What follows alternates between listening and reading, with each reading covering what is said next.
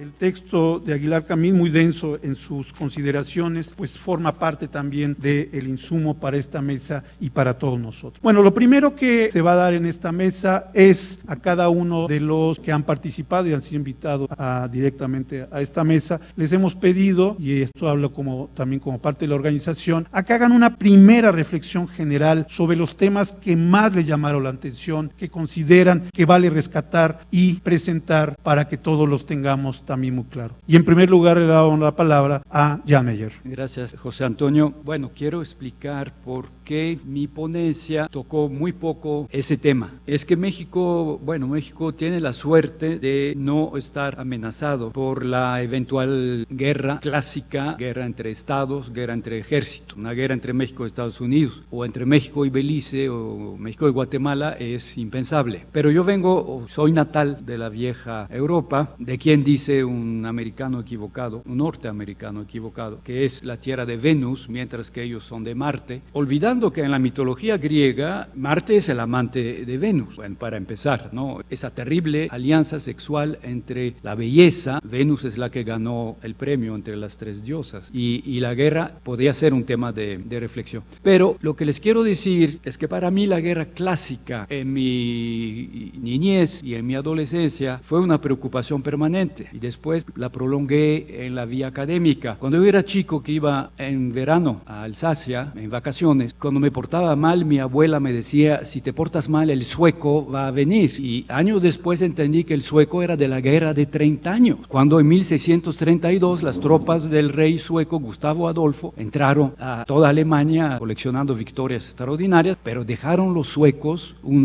recuerdo imborrable de atrocidades. Y luego, en la tradición familiar está el quién sabe cuánto abuelo Miguel, que en la Revolución Francesa es soldado en el regimiento de Sambre-Meuse y jinete monta a la carga al grito de Landau o la muerte, una plaza fuerte que hoy es parte de Alemania, pero que Francia reivindicaba. Este hombre entró en Moscú con Napoleón en 1812 y sobrevivió a la retirada de Moscú. Su nieto hace la guerra de 1870-71. Mis abuelos hicieron la guerra en uniforme alemán en la Primera Guerra Mundial, y uno de ellos con la misión militar alemana en Turquía. Ahí hoy escuché por la primera vez hablar de la masacre de los armenios, que el aliado alemán estaba inconforme con eso. Segunda Guerra Mundial, mi padre, sus dos hermanos, hacen la guerra. Y yo me salvé de la guerra de Argelia por mi condición de estudiante, que nos permitía, hasta terminar los estudios, posponer el servicio militar. Pero mis compañeros que no hicieron estudios universitarios a los 18 años se fueron a la guerra de Argelia. O sea, Francia hasta 1962 estuvo en guerra permanentemente. Guerras coloniales o guerras internacionales. Y por eso, digamos, mi ponencia fue más bien una reflexión sobre la guerra clásica. Y por cierto, les debo provocar, no para discutir ahora, pero todos los economistas nos dicen que la Gran Depresión terminó únicamente por la Segunda Guerra Mundial. Y ahora el famoso Tomás Piketty, en su libro sobre la desigualdad en el mundo, explica que las dos guerras mundiales fueron grandes factores de disminución de la desigualdad en el seno de las naciones, mientras que la paz. Pero bueno, vivo en México desde hace muchos años y mi México es el que me importa. Por eso en las ponencias, excelentes ponencias que escuché con muchísima atención, me importa mucho lo que dos ponentes, Salvador y Bill Parstens, dijeron, a saber, la necesidad de una genealogía histórica de la violencia en México. Antes de venir a México para hacer mi tesis de la Cristiada en París en 1964, un compañero colombiano me dio a leer La violencia en Colombia. Yo recuerdo muy bien cómo me impactó la lectura de ese libro, y luego Orlando Falsborda y digamos esos colombianos. Y jamás pensé que algún día México podría estar en una situación, y ahí la droga no tenía nada que ver. Fue la famosa violencia en Colombia que empieza con el Bogotazo y que fue casi una guerra civil y una guerra de exterminio. Pero lo que quiero decir es que la profundidad histórica de la violencia en México, escuchando a Salvador y a Bill, me acordé que cuando llegué a México, Luis González, el fundador de esa institución, me llevó a San José de Gracia. Y me acuerdo que la primera Navidad que pasé en San José de Gracia desgracia, su padrino, el padre Federico, el día de Navidad en el templo regañó a la gente porque en esa noche 7 cristianos habían muerto a balazos en el pueblo de San José de Gracia. Y a la salida Luis me comentó y me dijo, fue una noche casi blanca porque antes era mucho peor. Y si uno lee con cuidado, con la atención que tenemos ahora a su pueblo en vilo, acuérdense de esa frase terrible que tiene, habla de la reforma agraria, habla del ejido de Auchén y dice, el ejido de las viudas, otro episodio de matonería mexicana. Punto. Y por cierto, Martín me recordaba que en ese libro menciona la primera aparición de la droga en la región. En un libro que por lo demás es un libro bastante optimista y positiva, es una historia de crecimiento, de desaparición de la violencia, ya se acabaron los Chávez García, se acabó la cristiada, se acabó la inseguridad, pero cuando hacía mis viajes entrevistando viejos cristeros, me enteré del cacicazgo, de la dinastía de los caciques, Austria, caciques indígenas en el estado de Hidalgo. Terrible. Y me enseñaban fortines construidos todavía en los años 40 y 50 en algunos lugares de la carretera, en un puerto de altura, para proteger. Ahí había soldados para cuidar. Gonzalo N. Santos en San Luis Potosí, el alazán tostado, señor de horca y cuchillo, cuyas memorias hay que leer. Él cuenta cómo gana las elecciones presidenciales de 1940 en la Ciudad de México con ametralladoras Hotchkiss y se vanagloria del fraude electoral de 1940 a balazos. Flores Muñoz en Nayarit, otro cacique. Jalisco, me tocó asistir al combate final entre los descendientes de Margarito Ramírez y de José Guadalupe Zuno, en forma de combates a balazos entre estudiantes de la FEG y de la FER, y yo en ese momento juré que no volvería a poner un pie en la UDG. Felizmente, años después, un líder estudiantil, Raúl Padilla, despistolizó a sus compañeros, explicándoles que había manera de llegar al poder más inteligente. En Zacatecas, entrevisté al general Anacleto López, verdugo de los cristeros, jefe de operaciones militares de Zacatecas de 1928 hasta su muerte en 1987, y se había apoderado de la hacienda de Víboras y vivía ya como un hacendado, y tenían los siervos que cumplir el derecho de piernada. Me decían que a él le gustaban las niñas chicas y que ni modo. En la Secretaría de Defensa está abierto el archivo. Recientemente yo consulté el archivo del general Anacleto López. Hay un fajo así de denuncias de padres de familia que han perdido su niña de 12 años. General Anacleto López murió jefe de operaciones militares. Bueno, es solo lo que yo conozco personalmente, pero en esos mismos años viene los famosos años de plomo, la lucha entre la Brigada Blanca de Nazararo y la Liga 23 de septiembre. Y yo he perdido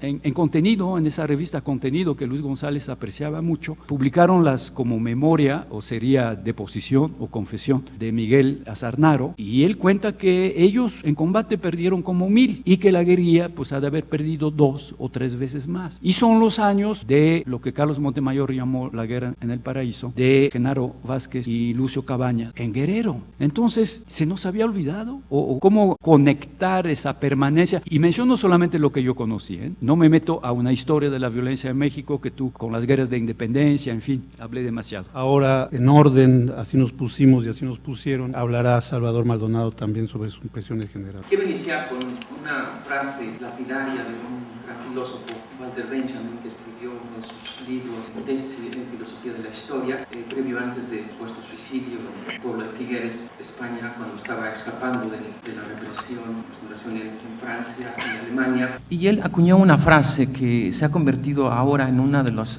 tesis más socorridas para explicar el problema de la violencia. Decía, así más o menos en términos generales, la historia de los oprimidos nos enseña que el estado de emergencia no es la excepción, sino la regla. Esta frase después fue muy retomada para explicar el tema de los estados nacionales, es decir, qué está sucediendo con el tema de la aplicación de la ley y el uso de la fuerza en contextos en donde no es muy claro el tema de la forma en cómo se está combatiendo la violencia. Él obviamente lo refería a todo el gran problema del genocidio judío, pero sin embargo, como en un momento lo dijo Jan Meyer y otros más, esos genocidios solo fueron los más emblemáticos de otros muchos más genocidios que se siguieron dando en la historia del siglo XX. Me gusta mucho cómo empezó el coloquio en términos de este bloque de guerras y violencia, guerras justas, guerras que se armaron en términos de la defensa de ciertos ideales, y algo que me llama mucho la atención de esto entre el tema de las guerras clásicas clásicas, por decirlo así, y de las violencias modernas, es que estuvo muy presente el tema de la política, pero fue, creo que me parece, poco enfatizado. Me parece que detrás de todo el funcionamiento, a veces infernal, de las guerras y de las violencias, lo que encontramos siempre al final es cómo resolver o aminorar los conflictos a través de la política. Y es lo que muchos filósofos dijeron después del genocidio judío y otros judíos, como la frase célebre también de Adorno, cuando decía que después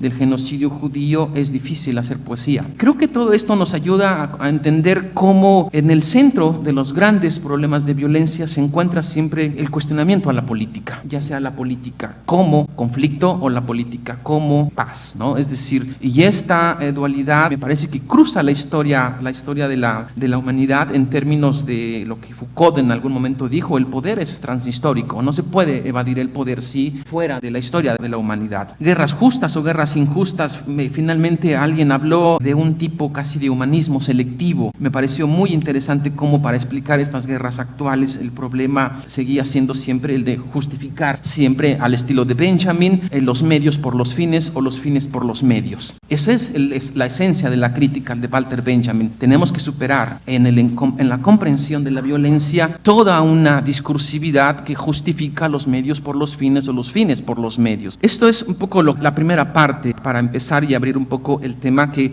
me parece que allí lo que yo dije un poco ayer a partir de mi caso es comprender las genealogías de poder, es como comprender estas genealogías en la fase de guerra, en la fase de violencia. Lo que creo que está en el fondo, al final, la violencia, como se ha dicho un poco, es también una forma de gobernabilidad, es decir, es una forma en cómo administramos de una mejor manera nuestras diferencias, nuestras desigualdades, porque el reino del paraíso en la tierra parece no existir. Y si, como dijo Williams, si lo que pretendemos buscar en el idilio, seguramente también vamos a encontrar muchos problemas para hallarlo. Seguir la pista de las genealogías o de la política me parece algo importante, porque en toda la reflexión sobre violencia de Arendt y de muchos más está siempre en el centro la política. Arendt decía: la política, retomando Clausewitz, es la continuación de la guerra por otros medios, en fin, pero lo que ella encuentra es que es consustancial a la violencia el tema del poder. Y aquí quiero diferenciar dos cosas: guerras entre estados, que son, digamos, guerras clásicas, ¿no? Guerras que se ven en otros, digamos, países, como muy recurrentemente en Europa, pero otros en América Latina escasamente hemos tenido guerras en términos de entre estados, ¿no? Salvo algunas experiencias muy, digamos, momentáneas en Latinoamérica. Pero tenemos de los años 60 para acá, 80, como dijo Arturo Alvarado, un incremento de las violencias de una manera terrorífica. Y esas violencias, a mí me parece que hay una interpretación, ¿no? Acercándome ya a los estudios de la mesa y de otros más, estamos siempre pensando en las violencias casi como una forma, digamos, de invasión del mal. Olvidamos que la violencia también siempre es, repito, consustancial a la construcción de las democracias. Lo dijo algún ponente: la democracia también es una forma de administrar la violencia pública. Y esto es lo que me parece que no hay que perder de vista. Me llama mucho la atención, para ir avanzando un poco en la historia, casos más recientes, causa mucho, un poco perplejo, la manera en cómo se está construyendo un discurso de un sensacionalismo muy fuerte alrededor de la violencia, y un sensacionalismo que también peligrosamente nos está llevando a una especie de banalización de la violencia. Y eso es algo que tenemos que estar muy conscientes de cómo leer nuestros acontecimientos. Hay muchas experiencias de atrocidades que se están cometiendo cotidianamente en el nombre de la violencia. Se usa, como dice Fernando Escalante, el discurso incluso del crimen para justificar otro tipo de violencias que a veces no son tan claras. Y yo pondría un poco esta idea del sensacionalismo mediático que está regularmente rigiendo nuestras historias, también nos está haciendo que percibamos la violencia como algo banal, y eso es algo muy preocupante, porque lo que entonces estamos buscando siempre es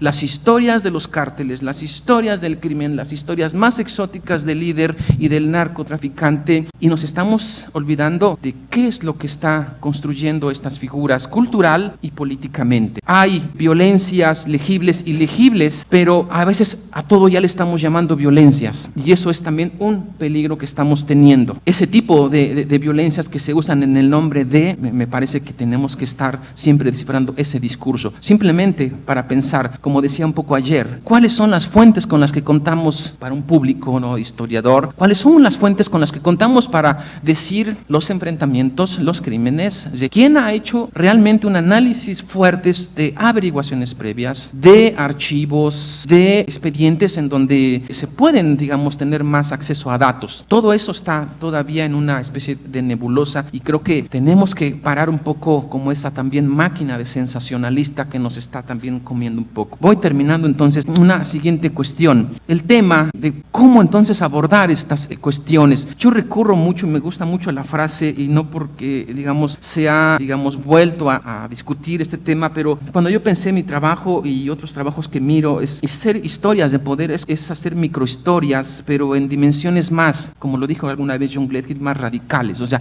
más críticas, más, incorporando nuevos elementos, y esas microhistorias a mí me parece que siguen siendo fundamentales en la explicación de estos modelos, para contrarrestar estos grandes sensacionalismos que tenemos de que de pronto son estas grandes historias mundiales que casi son una especie de fantasma que se construyen, ¿no? Nos contamos con escasas historias de ese tipo. Termino diciendo una frase como el estilo de Koselleck, cuando él hablaba de que la historia se construye a partir de la traducción de los vencidos, porque los vencidos contienen las oportunidades cognitivas de pensar en su propia derrota. Y dice al final, tal vez obtengamos una ganancia, pero por lo menos una satisfacción de esas historias.